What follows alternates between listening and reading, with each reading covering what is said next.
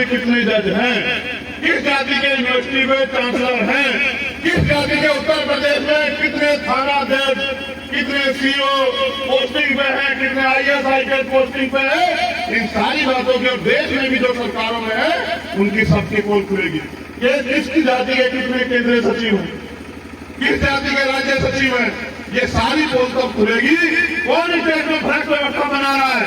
हमारे लोग तो सचिवालयों में अगर हैं भी तो उन पदों में बिठा रखे हैं कि वो बेचारे कलम भी नहीं चला सकते, फाइलें उठाने में लगे हुए कर्मचारी हमारे दलित पिछड़े आदिवासी समाज के माइनॉरिटी के लोग कर्मचारी, इनके लोग बैठे हुए बड़े पैमाने जिनकी सरकार है। अभी मैं गया गोरखपुर, नीरज भाई मैंने डाटा मंगाया 30 से ज्यादा शायद थाने हुआ और 28 से ज्यादा 2 जातियों के थानाध्यक्ष, 28 से ज्यादा। और जातिवाद हम कर रहे हैं और हमारे लोग धर्म के नाम पे उनको वोट दे रहे हैं। बाद में कह रहे हैं साहब हमें जूते मार रहे हैं। भाई जब आप उनको वोट दोगे तो आपको जूते नहीं मारेंगे, बताओ।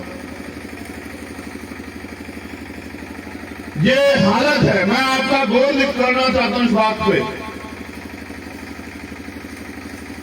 सबसे ज्यादा शोषण हम पे तब होता था जब इस देश में संविधान नहीं, और उस समय के जो हमारे लड़ाका महापुरुष थे उन लोगों ने उस शोषण के खिलाफ आवाज उठाई और संकल्प लिया और ठान के इस लड़ाई को लड़ा। और देखो आज हमारे पास अवसर है, आज हम कुछ हो रहे हैं, आज हम वोट देते हैं, आज हम हवाई जहाज में घूमते हैं, आज हम बस में जाते हैं, ट्रेन में जाते हैं, अपनी गाड़ियों से घूम रहे हैं, हमारा मन सजा है। ये सब हुआ संकल्प के कारण। लेकिन क्या उसके बाद हम लोग संकल्प लेने की स्थिति में नहीं है। आज का जो नौजवान इस अपमान को महसूस करता है, उस अपमान को दूर करने के लिए वो क्या तैयारी कर रहा है। अगर तैयारी करनी है तो ये करो कि किस तरह से इस देश की राज व्यवस्था पे हमारे लोग काबिज हो, क्योंकि जिनका राज होता है उनकी बहन बेटियों के साथ कोई अत्याचार नहीं करता।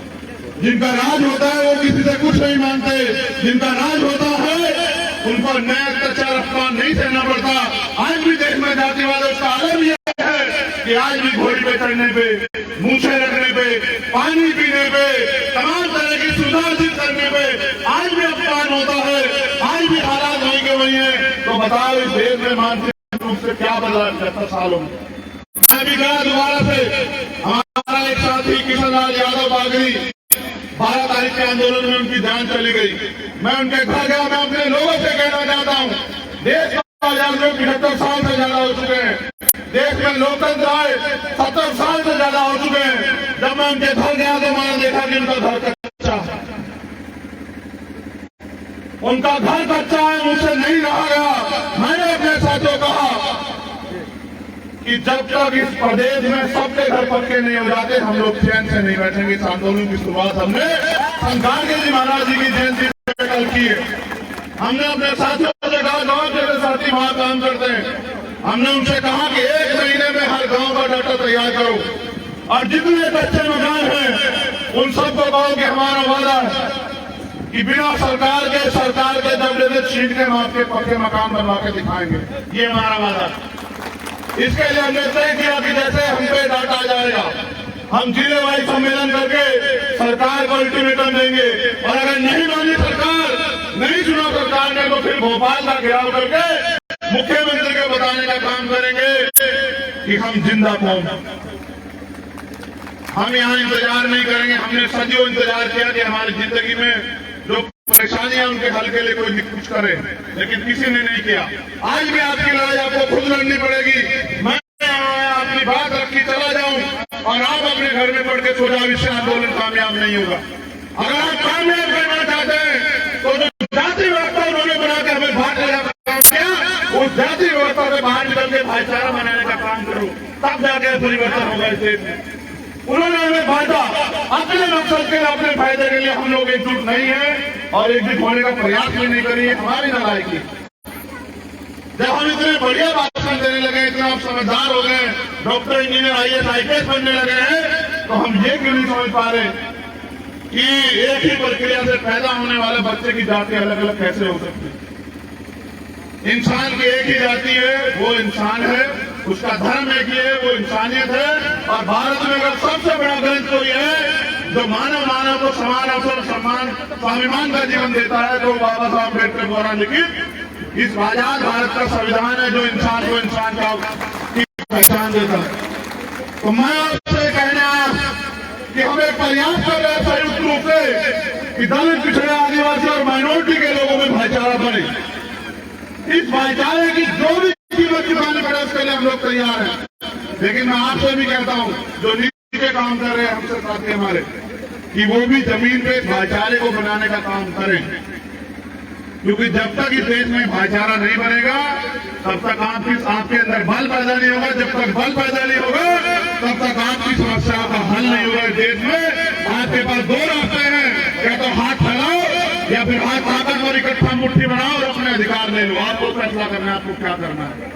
ये मैं एकता बनाने के लिए प्रयास करूंगा, मैं और मेरे साथी ये हमारी एकता को तोड़ने के लिए काम करेंगे। आपके जमीन पे आप लोग नीचे रहते गाँव में, कस्बों में, गलियों में, आपकी जिम्मेदारी है कि वो एकता टूटनी नहीं चाहिए। ये झगड़े कराएंगे, फसाद कराएंगे, झूठ बोलेंगे, गुमराह करेंगे, आरोप लगाएंगे, आपकी जिम्मेदारी है कि मेरे होने वाले सीधे साधे समाज के लोगों, हम तो अपनी जिम्मेदारी को समझो, एकजुट हो जाओ, अपने भाई का हाथ पकड़ो, उसकी टांग मत खींचो।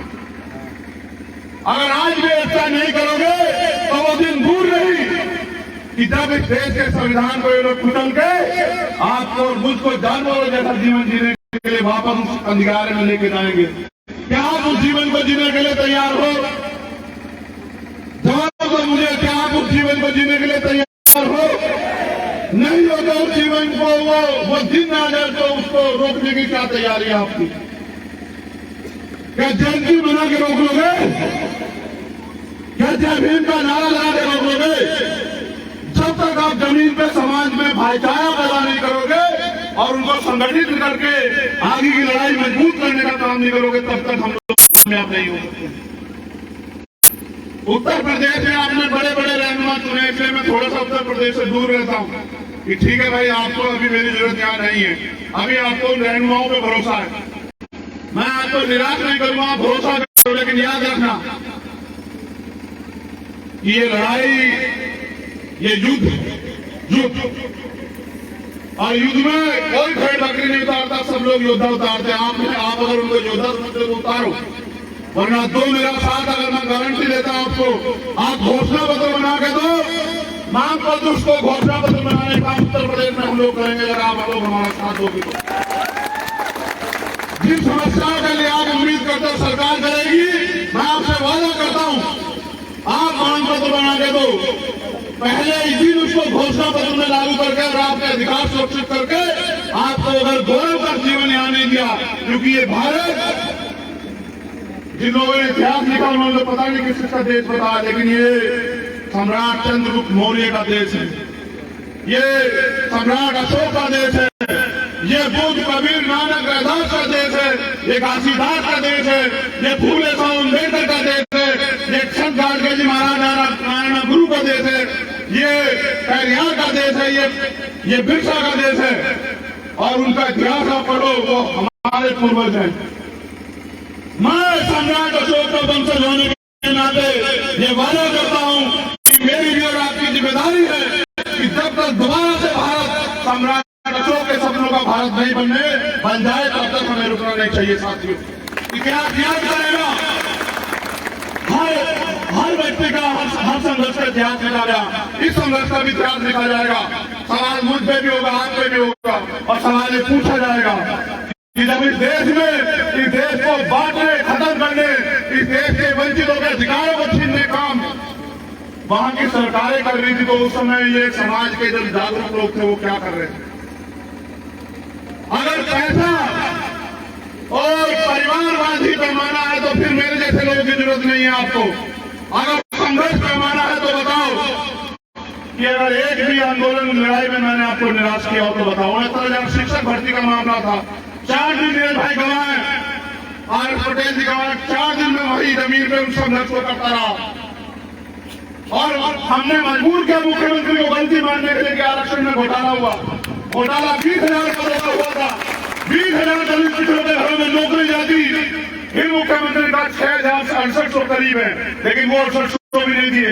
न्याय यह है कि वो 6800 नियुक्ति देते मुख्यमंत्री, और जिस शिक्षा मंत्री ने भ्रष्टाचार किया था उसने 420 का मुकदमा लिख के उसको जेल भेजते, वो मंत्री ऐसा ना है, और वो 20,000 बच्चे खून के आंसू रो रहे हैं। और जब मांगने गए इनके कार्यालयों पे तो मेरी बहनों पर लाठी चलाने का काम ये सरकार करती है। इस सरकार का हिसाब किताब सारा रखा है हम लोगों ने। जिस दिन हम लोगों के हाथ में ताकत होगी, सरकार के लोगों का पूरा हिसाब किताब करेंगे, मेरा वादा आप लोग। अगर नहीं आपके हाथ में ताकत होगी तो ये होगा आपके अधिकार आपके और मिलेंगे उनको, छिन जाएंगे अधिकार जो आज हो रहा है। जागरूक लोग होते, ये कहने के लिए मैं बाराबंकी आया हूं कि अगर मुत्तहिद रहोगे, एकजुट रहोगे, मिलके चलोगे तो स्वाभिमान सम्मान का जीवन और अवसर का जीवन मिलेगा। और अगर बटके रहोगे तो वो दिन दूर नहीं कि गुलामी की बेड़ियां आपके पैरों में और गले में होंगी, मेरे भी होंगे आपके साथ। क्या आप उन बेड़ियों को गले में डलवाने के लिए तैयार हो? जो स्वाभिमान सम्मान का जीवन मिला है इसको खत्म करवाने के लिए तैयार हो? तो फिर अपनी एकता को मजबूत करो, भाईचारा पैदा करो, और अंधविश्वास काफिरवाद से दूर होके अपनी लड़ाई को जमीन पे लड़ने का काम करो, संगठन को मजबूत करो, भाईचारा बनाओ। और जो नौजवान लोग आयोजक हैं उनको भी कहना चाहता हूं, जब मैंने काम शुरू किया था ना अविनाश, मेरे जिले में 1268 संगठन रजिस्टर थे। डॉक्टर बाबा साहब अम्बेडकर, फूले साहू, वैदास कबीर के नाम पे 1268, और उन 1268 में से 12 भी समाज का काम नहीं करते। हमें ये कहा जाता है राजनीति बहुत बुरी चीजें से दूर रहना चाहिए। आप बताओ अगर राजनीति बुरी चीज है तो हमारा आदमी प्राइम मिनिस्टर क्यों नहीं बना देश में? फिर वो प्राइम मिनिस्टर वही क्यों बन रहे भाई? अगर बुरी चीज है, सब कुछ तो राजनीति से तैयार रहा है। जो जज फैसला देते हैं वो राज्यसभा के मेंबर हो जाते हैं, आयोग के चेयरमैन हो जाते हैं। आपको नहीं दिखाई दे रहा है क्या? जो नौजवान समाज के लिए कुछ करना चाहते हैं, जिनके दिल में आग लगी है, उनको आंदोलन में सीधी तैयारी करनी चाहिए। मैदान सज चुका है, समय इंतजार नहीं करेगा। जिसके दिल में आग है, जो चाहता है कि हम स्वाभिमान सम्मान के साथ जिए, उनको इस संघर्ष को, चुनौती को स्वीकार करना चाहिए। क्योंकि ये बाराबंकी की धरती है। यहां मेरे जैसे प्राइमरी स्कूल के हेडमास्टर के बेटे को भी सम्मान मिलता है, तो मुझे ऐसी उम्मीद है कि यहां संघर्ष करने वाले लोगों को भी आप लोग सम्मान दोगे। मैं यहां संघर्ष करने वाले अपने सभी साथियों से कहता हूं, वो किसी भी दल संगठन में हो। मैंने एक कहानी पढ़ी थी बहुत दिन पहले कि जब जंगल में आग लगी थी, एक जंगल में जब आग लगी तो उस जंगल में एक ऊंचे स्थान पे जगह थी, जैसे ये जंगल और ये स्टेज जो है, एक ऊंचा स्थान था जो एक दूसरे के जन्मजात विरोधी होते हैं। सांप और नेवला, बिल्ली और चूहा, शेर और शेर, वो भी एकजुट होके उस ऊंचे स्थान पे चले गए, इस बात को मानकर कि पहले जान बचा लेते फिर लड़ लेंगे आपस में। लेकिन उन जानवरों को समझ आया, लेकिन मेरे लोगों को समझ नहीं आया कि भाईचारा बहुजन समाज में बनना चाहिए। जानवरों को यह समझ आया कि हम एकजुट होकर ही आज का जो आंदोलन, आज का जो संघर्ष चल रहा है उससे लड़ सकते हैं। लेकिन मेरे समाज को समझ नहीं आ रहा, इन बहुजन समाज को। इसलिए इनको इनका भाई होने के नाते बताने के लिए आया हूं कि एकजुट होकर अपनी लड़ाई को लड़ो और आपस में प्यार पैदा करो। वो भी नफरत बांट रहे हैं, आप भी नफरत बांटोगे, बताओ लड़ाई कैसे लड़ी जाएगी। बहुत बहुत शुक्रिया, बहुत बहुत धन्यवाद, आभार।